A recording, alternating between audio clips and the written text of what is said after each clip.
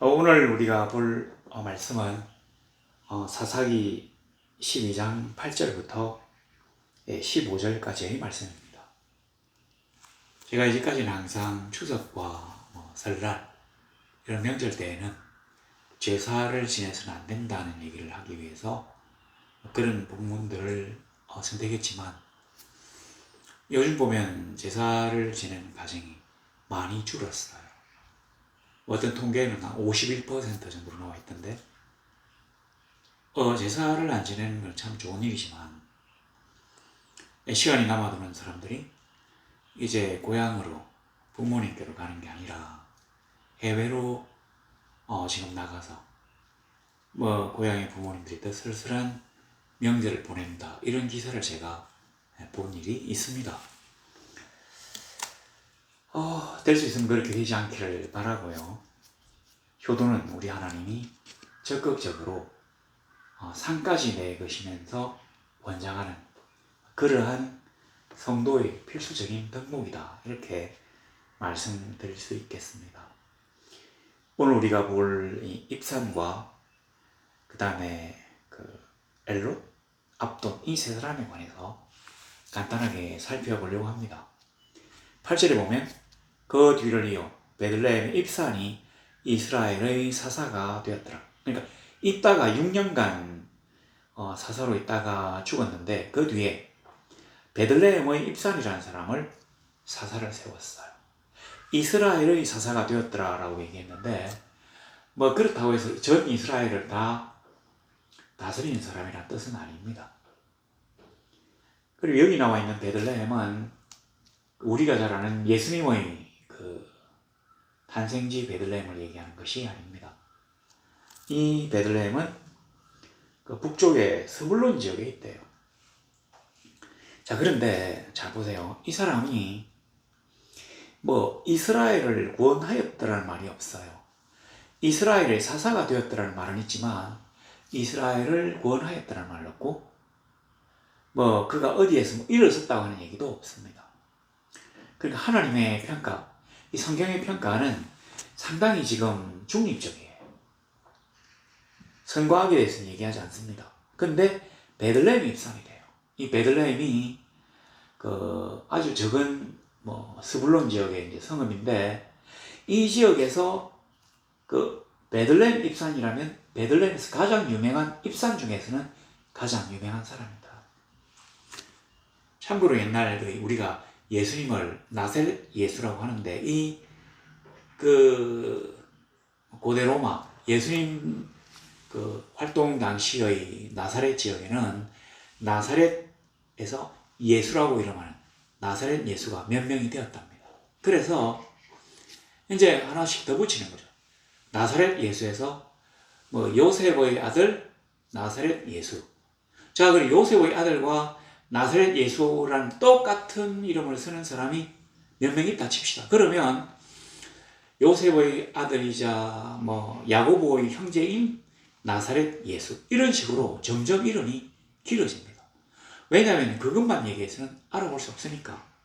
근데 이 사람은 이제 베들레헴 입산이라고 하는 거 보면 베들레헴에서 입산이라고 하는 사람들 중에서는 제일 유명한 사람이에요. 그래서 베들레헴 입산이라면 누구든지 이 사람을 떠올리기 때문에, 이 사사를 떠올리기 때문에 베들레헴 입산이 되었습니다. 자, 그렇고 보면 이 사람이 한 일이 한 게 있어요. 9절에 보면 그가 아들 30명과 딸 30명을 두었더니 그가 딸들을 밖으로 시집 보냈고 아들들을 위하여는 밖에서 여자 30명을 데려왔더라. 요거예요. 그리고는 7년 만에 죽었다. 자, 이제 아들과 딸이 30명씩 있는데, 이 아들을 위해서는 바깥에서 며느리를 데려왔고, 이 딸들은 바깥으로 시집을 보냈대요. 그럼 자기 집안에서 시집 장녀를 보낼 수는 없으니까 당연한 거 아니냐, 이렇게 생각할 수 있는데, 우리 바뀐 성경 이전에는 어떻게 됐냐면 타국으로 시집을 보내고 타국에서 며느리를 데려왔다고 되어 있거든요. 우리가 보면 참 자식을 60명이나 낳았기 때문에 진짜로 참 쓸데없는 데 신경을 많이 쓴 사람이구나. 진짜로 사사로서의 임무에는 전혀 젬병이었던 사람이구나.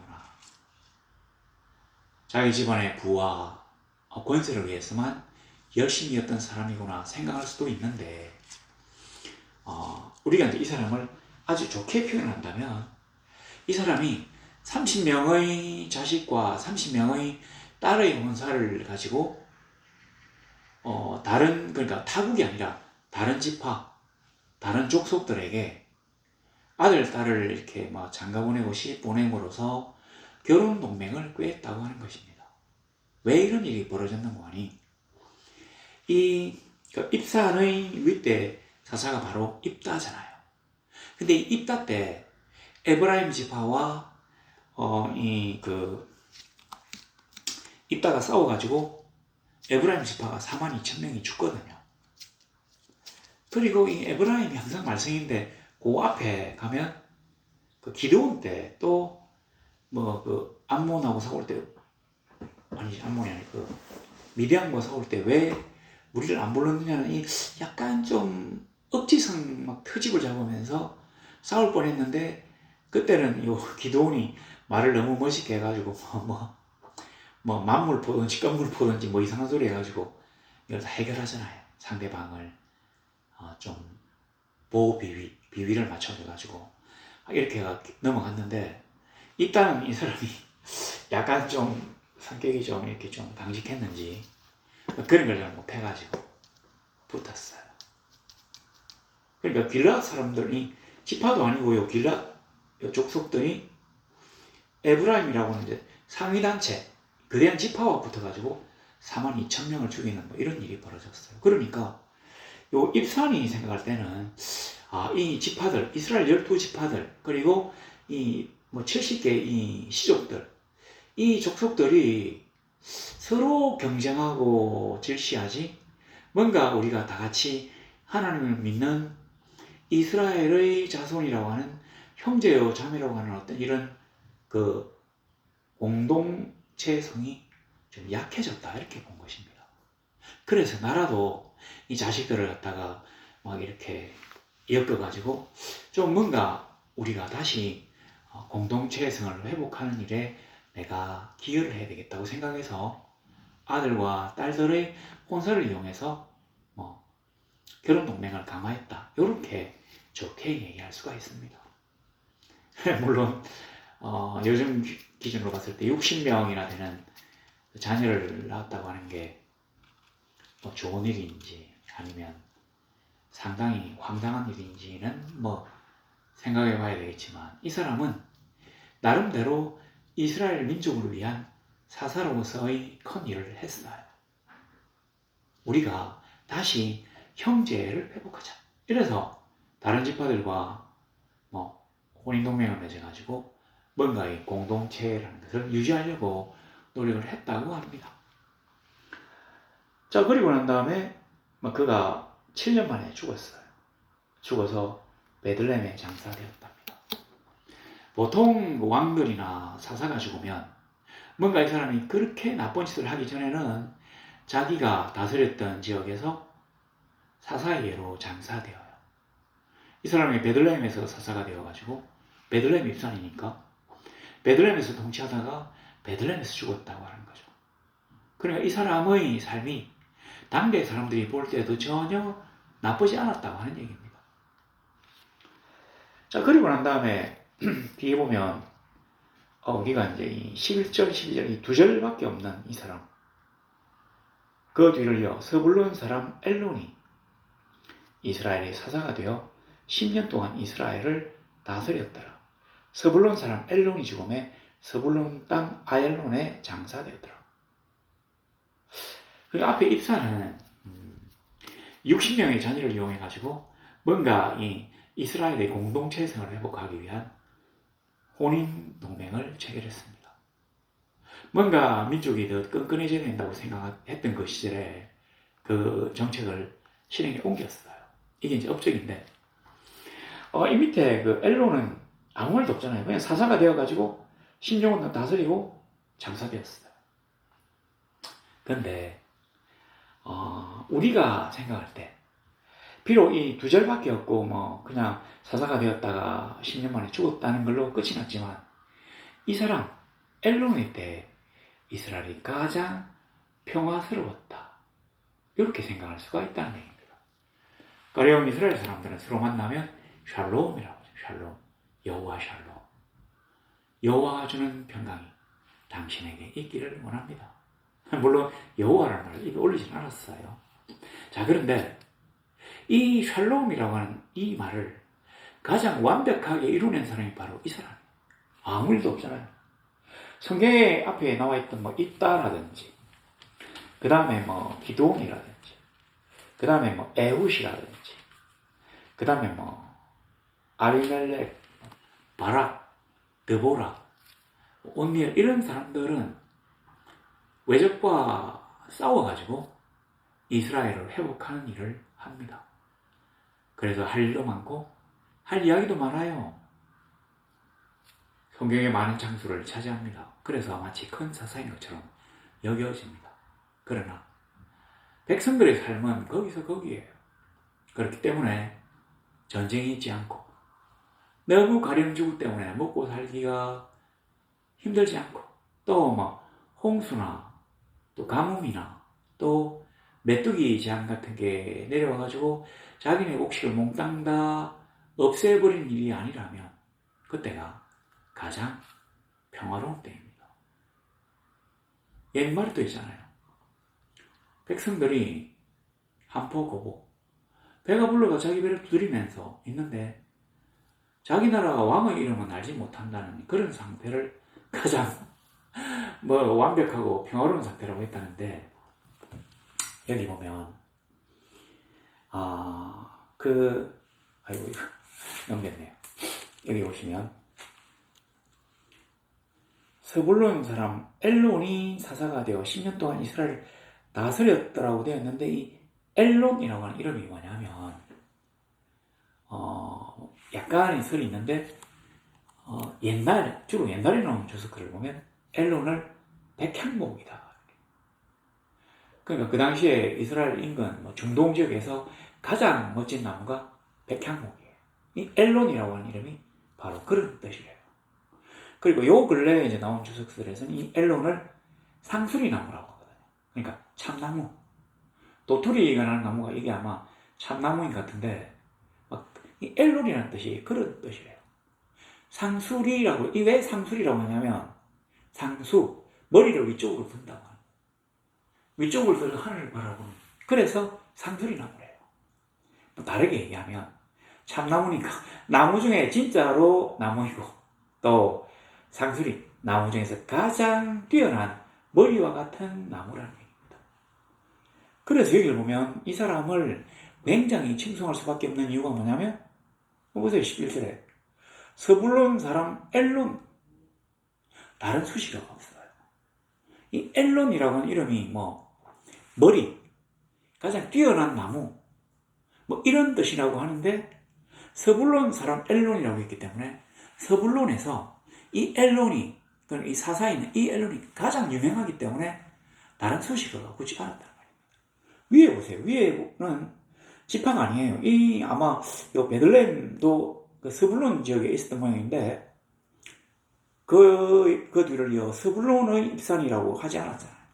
베들레헴의 입산. 이 사람이 전국구가 아니라는 뜻이에요. 지역에서 유명한 사람. 그 베들레헴이라고 하는 작은 섬에서 유명하기 때문에 베들레헴 입산. 근데 이 사람은 그래도 이 도에서 가장 유명한 사람이에요. 경상도에서 제일 유명한 사람이기 때문에 스불론 사람 엘론이 된 거죠. 이 정도라고 한다면 우리가 이 사람의 구체적인 어떤 이 행태를 살펴보지 않아도 이 사람이 얼마나 유명하고 얼마나 사람들로부터 칭송을 받았는지를 알 수 있습니다. 왜냐하면 이 엘론이라는 이름이 본명이라기보다는 거의 별명이었을 것이다. 스불론의 그 유명한 상수리 나무 있잖아. 아니면 스불론의 그 백향목이 있잖아. 그 사람. 그래. 언제나 그 자리에서 높고 당당하게 우뚝 솟아가지고 가지를 쫙 펼쳐서 그 휘하에 많은 사람들을 안돈시키는 사람.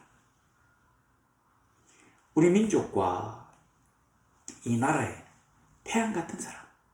항상 그 자리에서 묵묵히 자기 일을 다 하기 때문에 우리가 그로 말미암아 그의 그늘로 말미암아 안온함을 얻는 그 사람. 아마 그런 뜻이라고 생각됩니다. 그래가지고 12절에 보면 스불론 사람 엘론이 죽었어요. 스불론 땅 아얄론에 장사되었다고 있는데 이 엘론이란 말하고 아얄론이라고 하는 말하고는 똑같은 말입니다. 요거 이제 이 성경책에는 자음만 기록하거든요. 그러니까 자음이라면 이런 거죠. 이영, 리얼, 리안, 리언. 요게 이제 자음인데 여기 보세요. 아얄론도 그렇잖아요. 이영, 리얼, 리언. 그러니까 요게 이제 위에는 이영, 리얼, 리언. 밑에는 이영, 리얼, 리언. 이영이 한 개 더 들어갔는데 똑같은 말이에요. 자음으로서. 그런 식으로 하니까 이 사람이 죽은 곳을 그 사람의 이름을 따서 명명했다는 말이에요. 그러니까 이 땅이 이제 뭐 어떤 땅인지 우리는 잘 모르지만 이 엘론이 죽었기 때문에 이 땅 이름을 엘론이라고 했다는 얘기입니다. 엘론하고 아얄론하고 똑같다고 말씀드렸죠.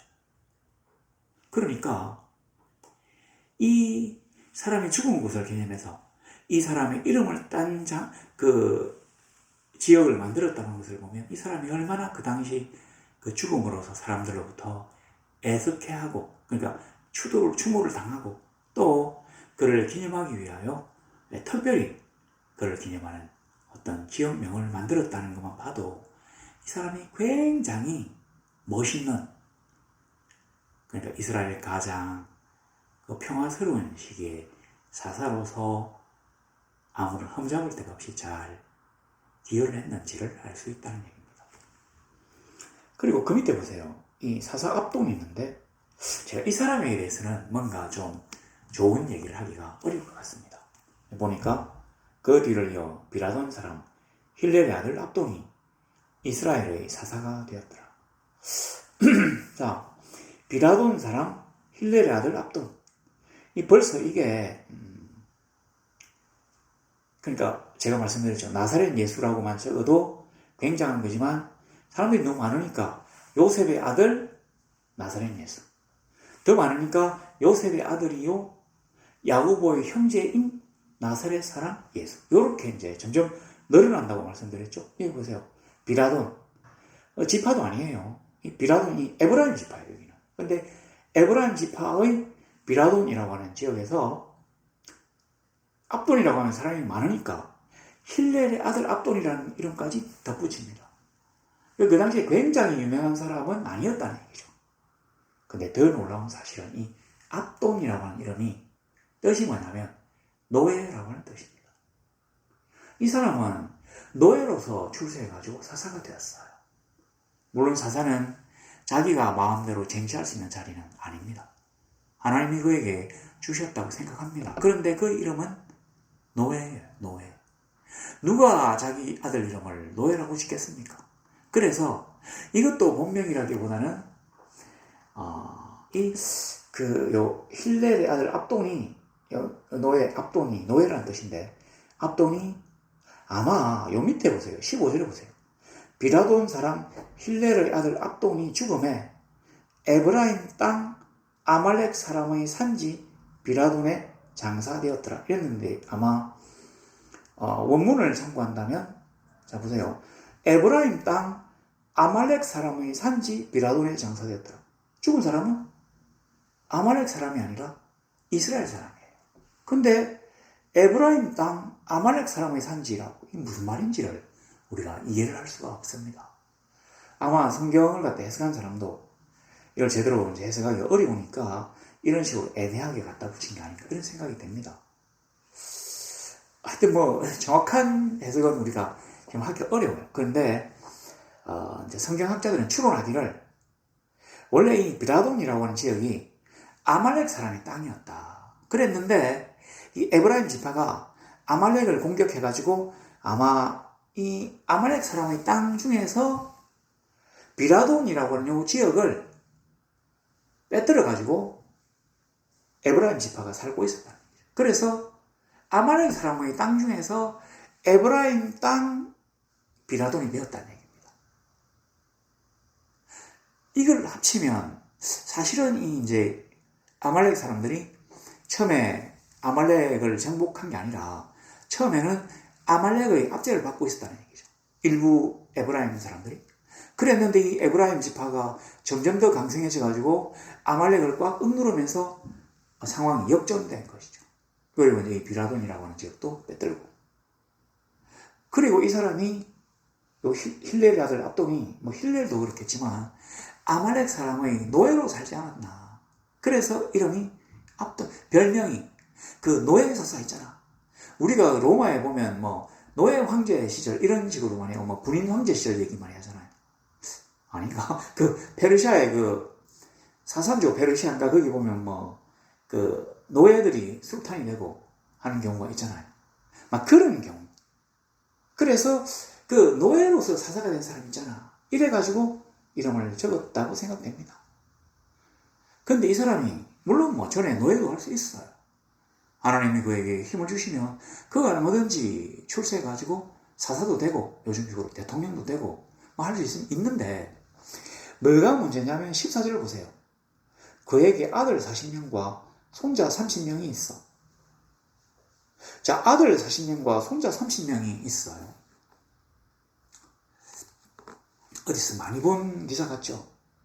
근데 그때 그 사람은 그래도 북쪽에 길앗 땅을 갖다 수복해가지고 자기 아들들에게 길앗의 고을 한 개씩을 갖다 준 사람이었는데 여기는 아들 40명과 손자 30명이 있는데 어린 나귀 70마리를 탔다는 얘기밖에 없습니다. 그러니까 뭐 외국으로부터 땅을 되찾았다든지 이스라엘의 국부가 많이 늘어났다든지 하는 일은 전혀 없어요. 단지 자기의 자식과 손자들이 어린 나귀 70마리를 탔다고 하는 기록만이 있습니다. 다른 말은 없어요. 이 말은 뭐냐면 그 당시 이제 어린 나귀는 왕자들이나 아니면 어떤 그 통치자들 이런 사람들이 탈 것이에요. 이스라엘의 왕들은 말을 타지 않습니다. 또 희한하죠. 왜냐하면 하나님이 말을 사기 위해서 이집트로 다시 돌아가지 못하게 하셨기 때문에 말을 타지 않아요. 그래서 예수님도 어린 나귀를 타잖아요. 나귀 새끼.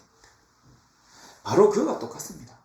그러니까 이게 무슨 말이냐면 실제로 이제 뭐 어린 나귀가 그렇게 비싸진 않겠지만 요즘 말로 하면 고급 스포츠카를 70대를 사가지고 자식들과 손자들에게 나누어 주었다는 얘기입니다. 다른 얘기는 일절 없어요.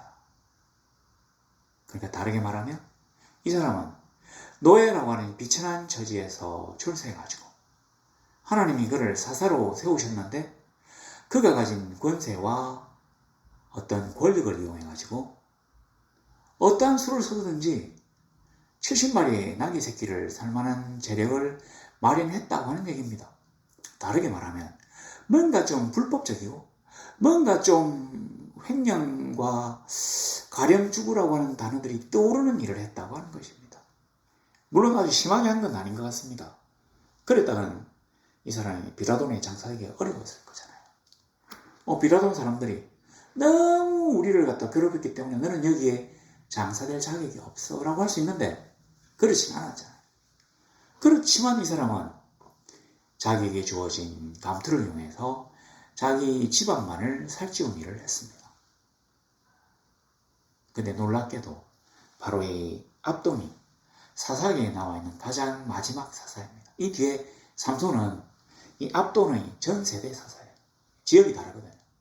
가령 압돈이 요단강 인근에서 이 사사를 했다면 에브라임 지파 사사를 했다면 삼손은 이 이스라엘 그 유다 산맥을 넘어가지고 지중해 해변에서 사사를 했거든요. 그거보다 이 압돈이 더 후대 사람. 대개 이제 성경학자들은 요 세 명 입산과 그 엘론과 압돈 중에서 요 엘론 때에 아마 삼손이 좀 활동하지 않았나 아마 그렇게 얘기하기도 하고 아니면 그 앞쪽에 있다와 완벽하진 않지만 거의 동시대 사람이었다고 얘기하니까 우리가 또 양해해야 될 것은 지금부터 너무 오래 고대의 얘기이기 때문에 연대를 정확하게 맞추기 사실 좀 어렵습니다. 그가 이스라엘의 당면한 과제를 위해서 어떠한 일도 하지 않고 오로지 주가 주신 그 권력을 이용해서 자기 집안만을 살찌우는 동안에 여기 8년이죠. 동안에 이스라엘의 사사 정치가 급격히 쇠퇴하고 모순을 드러내게 되었다는 얘기입니다. 물론 우리는 그 사무엘이 마지막 사사라고 생각합니다. 그래서 사무엘은 이런 순회하면서 이렇게 판사로서 다스렸다고 하는 우리가 알고 있는데, 그때 이스라엘 백성들이 와서 우리에게도 왕을 세워달라고 막 요청하잖아요. 그런 어떤 이 이스라엘 백성들이 사사보다 왕이 있어가지고 하나님의 통치보다는 인간의 통치를 더 강구하게 만든 사람이 아마 이 압동이 아닐까, 그렇게 우리가 추측하고 있습니다. 그래서 저는 이 세 가지를 갖다가 합쳐가지고 옛날에는 너무 큰 감투라 이렇게 한번 설교 말씀을 드린 적이 있는데, 우리가 어떤 일을 맡았다면 자기보다 먼저 이 공동체를 위해서 일을 해야 합니다. 그러고 싶지 않다면 거기에 지도자로 나서지 말아야 합니다. 지도자라는 게 무슨 뜻입니까? 지도한다는 뜻입니다. 사람들을 이쪽으로 가라, 저쪽으로 가라, 이 정책을 쓰라 라고 인도한다는 뜻이에요. 스스로 이스라엘 민족을 제대로 지도하지 못했기 때문에 이스라엘의 사사가 가지는 한계점이 노출되어 가지고 사람들은 이제 사사가 아니라 왕을 요구하게 만들었다고 하는 얘기입니다. 이 뒤에 가면 이 사사기 마지막에는 사사들에 대한 얘기가 나오지 않고 삼손이 나오는데 그 사람은 전 사람이라고 말씀드렸죠. 사사들에 대한 얘기가 나오는 게 아니라 무슨 미가의 집안의 그 우상을 만든 얘기, 그리고 모세의 정손잔지 현손인지가 그 우상의 제사장이 돼가지고 밥벌이를 하는 얘기, 그리고 레위인의 레위인이 하나님이 특별히 성막을 갖다가 잘 수종들하고 세우는 그런 직분인데, 척을 데리고 척의 고향에 갔다가 또 사람들이 윤관해가지고 또 시체를 토막을 내가지고 이스라엘 12지파에 보내가지고 이스라엘 11지파가 베냐민과 싸워가지고 베냐민은 우리가 잘못했네 이렇게 덤벼가지고 악다구니를 쓰는 바람에, 우기는 바람에 결국은 베냐민 장정 500명만 남기고 싹 다 죽는. 그리고 보세요. 에브라임 지파가 42,000명이 죽고 베냐민 지파도 사실 한 지파에 장정이 한 6만 명 정도, 5만 명 정도, 작으면 4만 명. 그러니까 거의 에브라임과 그 베냐민이 골인하고 또 여러 지파들이 돌아가면서 단지파 같은 경우에는 600명이 남아가지고 북쪽으로 탈출하잖아요. 하나님이 자기들에게 주신 기업을 보존하지 못하고 블레셋 사람들이 등살에 못 이겨서 쫓겨납니다. 그러니까 이 단지파가 쫓겨날 동안 그 인근에 있는 다른 지파들이 도와줬다면 충분히 단지파가 그 자리를 차지할 수 있었을 거예요. 우리가 보면 사사기에 보면 그 다른 지파들은 나오지 않죠. 왜냐하면 그들은 그러한 전역에서 어떠한 역할도 담당하지 않았기 때문입니다. 왜 그들이 그 전쟁에서 어떤 역할도 하지 않았느냐? 자기들은 그들의 침략을 받지 않았기 때문입니다. 그러니까 이전에 형제들을 위하여 희생하고 헌신하며 서로 함께 그 산지를 개척했던 그러한 이스라엘이라고 하는 이 공동체성이 거의 사라질 시험이 되었다는 얘기입니다. 그래서 앞에 그 입산이라고 하는 사람은 소소하게 결혼을 통해 가지고 민족성, 그 다음에 공동체의 유대를 회복하려고 좋게 포장을 할 수 있고, 또 그 밑에 엘로는 언제나 푸르른 백향목이나 참나무처럼, 상수리나무처럼 그때 그 자리에 항상 있어가지고 이스라엘 백성들에게 위로와 든든한 지주 역할을 했다면, 요 압도는 글쎄 이 동네도 우리나라처럼 지금 저출산인지 모르겠지만 70명의 자식과 손자를 낳아가지고 낙이 한 마리씩을 태웠다 하는 게 업적이 된다면, 근데 이 사람을 끝으로 더 이상 이 사사기에는 사사에 대한 얘기가 나오지 않고 이스라엘이 어떻게 형편없는 삶을 사는지에 관한 기사가 나온다면 이 지도자가 얼마나 중요한지를 우리가 또한 알 수 있습니다. 우린 이 세 명의 사사가 앞의 그 휘황찬란한 막이 적들을 무찌르고 놀라운 일을 경천동지할 역사를 이룬 그런 사람들에 비해서 더 약한 자사라고는 생각할 수 없습니다. 그러나 그들이 어떤 일을 했는지, 하나님이 그들에게 주신 평화와 물질과 번영의식이, 그가 과연 그러한 것들을 가지고 무엇을 했는지를 한번 생각해 보아야 합니다. 그래도 내 나름대로 뭔가 어떤 정책을 펼친 사람, 그리고 아무것도 구하지 않고 자기의 모든 것을 헌신해서 묵묵히 이름도 없이 빚도 없이 하나님의 공동체를 위하여 일하는 사람, 그리고 자기에게 주어진 권세를 가지고 자기 집안이 일어서도록 아득바득 돈을 끌어모은 사람, 과연 우리는 어떤 사람이 되고자 하십니까? 우리 오늘날 이 복잡다단한 이 나라와 이 사회를 바라본다면 우리에게 과연 명확한 그 지침을 줄 수 있는 이런 지도자가 이 셋 중에서 어떤 유형이겠습니까? 우리는 하나님이 우리를 통치하심을 믿습니다. 그러나 그는 인간 지도자를 세워가지고 눈에 보이는 인간 지도자가 하나님의 뜻을 대신하여 지도하게 하시는 경우가 거의 대부분입니다. 너무 안 되면 직접적으로 하나님이 계시하시는데 그때 되면 이렇게 그 지도자가 물러나야 되겠죠. 인간 세상은 점점 더 혼탁해집니다. 추석이 이제 그 하루 이틀밖에 안 남았는데 아직도 막 땀이 나고 너무 더워요. 세상이 좀 이상해진 것 같습니다. 지구가 마치 어떻게 푹 잠기고 있는 듯한 느낌이에요. 뭔가 이게 좋지 않다, 이게 무너졌다, 어쩌고저쩌고 하는 이야기들이 많이 들리고 있습니다. 그렇게 만든 것은 결국은 우리 인간이랍니다. 우리는 너무 무지하고 너무 미약하기 때문에 이 거대한 일에 대해서 어떠한 영향을 미치기가 어려운 경우가 많이 있습니다. 그러나 하나님이 우리와 함께 하시며 하나님이 우리의 기도를 들으시는데 의인의 기도가 역사하는 힘이 크답니다. 하나님을 제대로 믿고 그의 뜻을 따라 살기 위하여 노력한 우리가 바로 하나님이 말씀하시는 성도, 거룩한 무리입니다. 우리가 예수 그리스도와 성령의 인도를 따라서 저 천성을 향하여 나아가고 있을 때 우리가 걸어가는 그 걸음걸음이 제대로 된 길이면 참 좋겠습니다. 누가 우리를 제대로 인도할지, 누가 우리를 제대로 지도할지 우리는 알지 못하지만 하나님이 우리와 함께 하신다면, 우리에게 집단적으로 주의 성령이 임하신다면 우리는 반드시 거기를 찾아서 갈 수 있을 것이에요. 우리가 혹이라도 이 중에서 어떤 지도자적 역할을 맡았다면 나는 과연 이 공동체를 위해서 무엇을 해야 될 것인가? 이 교회를 위하여 무엇을 해야 될 것인가?